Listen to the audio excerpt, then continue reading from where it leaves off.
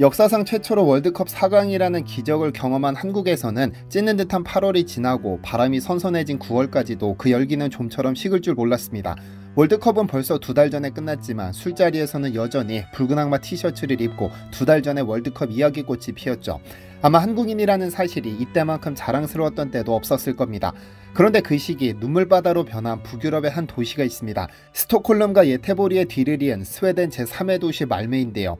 2002년 9월 25일 말메의 부둣가에는 도시가 생긴 이래로 역대 가장 많은 사람이 모여들었습니다.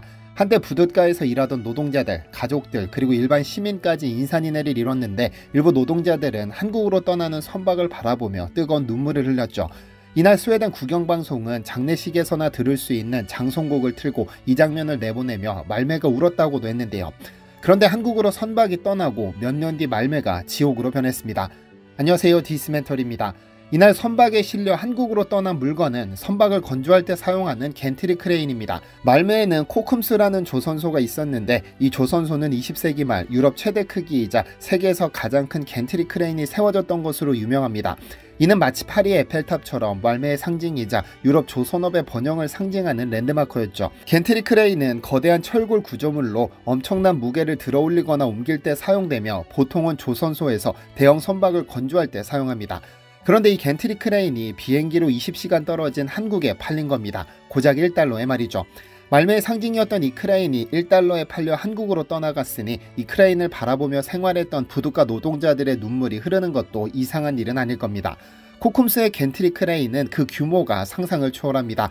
1974년 지어진 이 거대한 철골 구조물은 그때까지 75척의 대형 선박을 건조하는 데 사용됐는데 총 중량이 7,560톤, 폭이 160m에 이릅니다.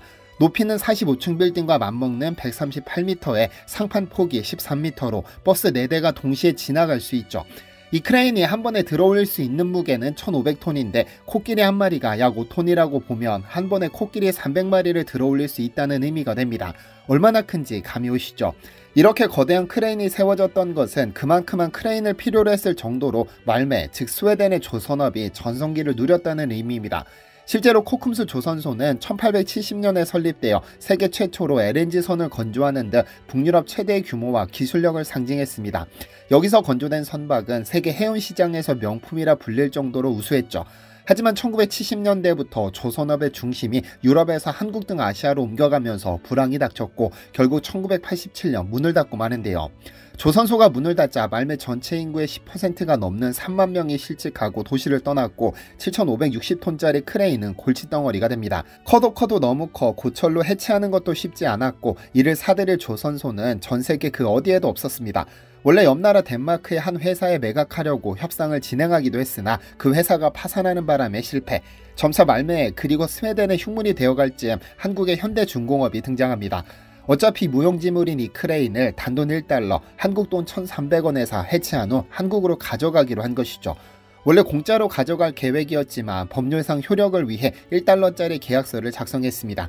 물론 현대중공업에서 해체 및 운송 비용을 전부 부담하는 조건이었는데 나중에 알려진 사실에 따르면 해체, 선적, 설치, 개조, 시운전 등에 약 220억 원이 소요된 것으로 파악됐습니다.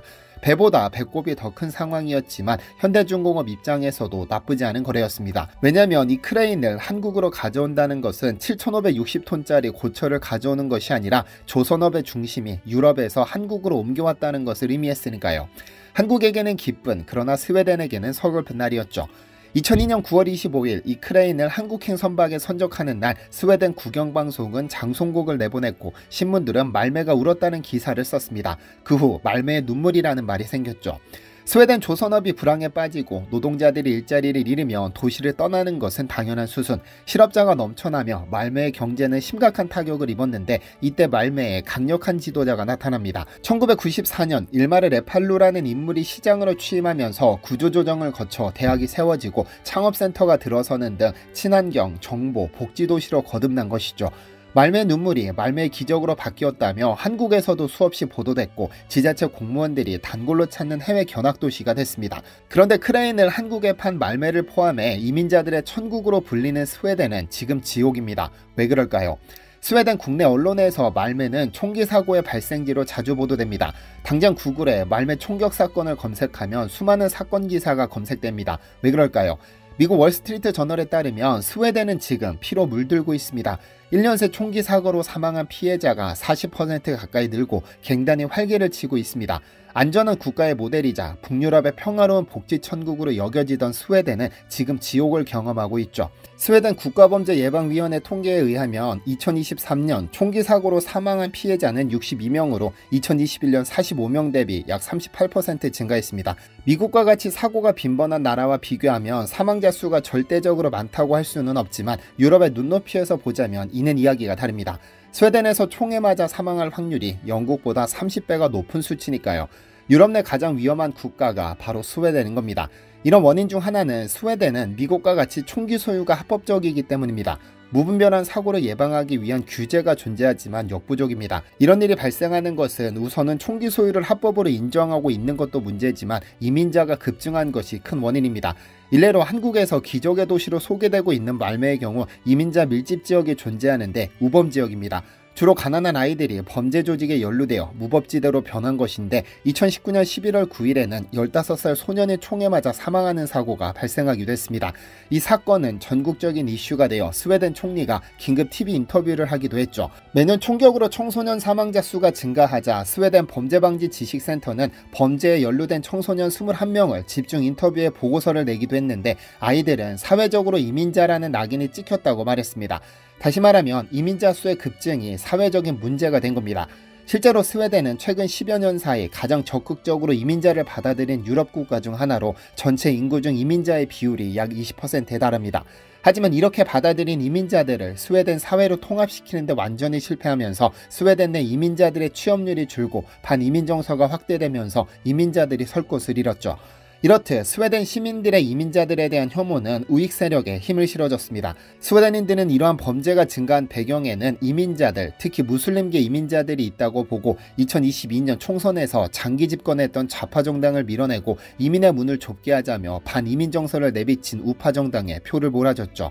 스웨덴의 현 상황은 우리 한국에 시사하는 바가 큽니다. 한편 2002년 코쿰스 조선소에서 겐트리 크레인이 한국으로 넘어가면서 전 세계 조선업의 중심도 한국으로 함께 이동했습니다.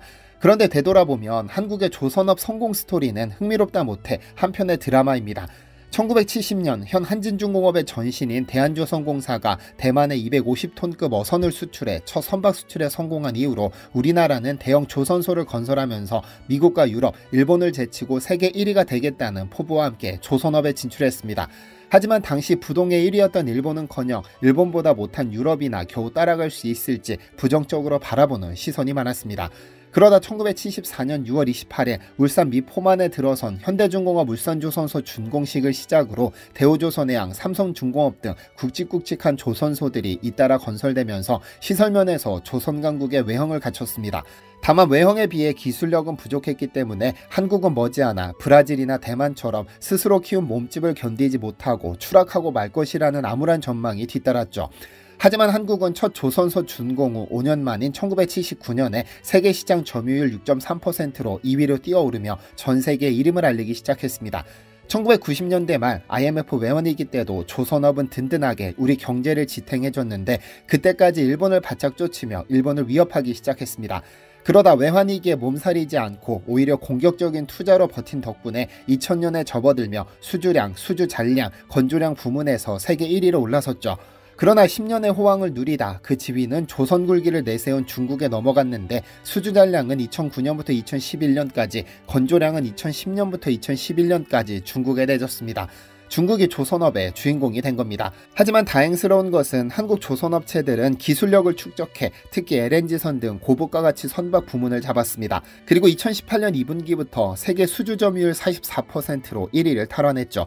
전체적으로 보자면 1950년대까지 영국, 1960년대까지 스칸디나비아, 1990년대까지 일본, 2000년대까지 한국, 2010년까지 중국이 패권을 잡았다가 2020년 전후로 다시 한국이 주도권을 잡은 형국인데요. 현재 한국 조선업은 중국의 저가 수주를 물리치고 다시 세계 1위 자리를 탈환했습니다. 특히 LNG선 등 고부가 가치 선박에서 중국, 일본 등 경쟁자들을 물리치고 초격차 기술력으로 어렵게 차지한 1등이라 더 의미가 깊죠. 아마 국제해사기구의 규제가 시작된 이상 앞으로 적어도 10년 이상은 LNG선에 대한 수요가 늘 수밖에 없는 상황이고, 차세대 친환경 선박인 암모니아 추진선 및 메탄올 추진선 등에서도 한국 기업들의 활약은 눈이 부십니다. 우리나라가 영원한 조선강국으로의 위용을 떨치기를 기대합니다. 시청해주셔서 감사합니다. 디시멘터리에서는 여러분의 제보를 기다립니다. 제 채널에서 다뤘으면 좋겠는 뉴스 또는 널리 알려졌으면 하는 영상은 디시멘터리 네이버닷컴으로 보내주시면 소중히 제작하겠습니다. 시청해주셔서 감사합니다.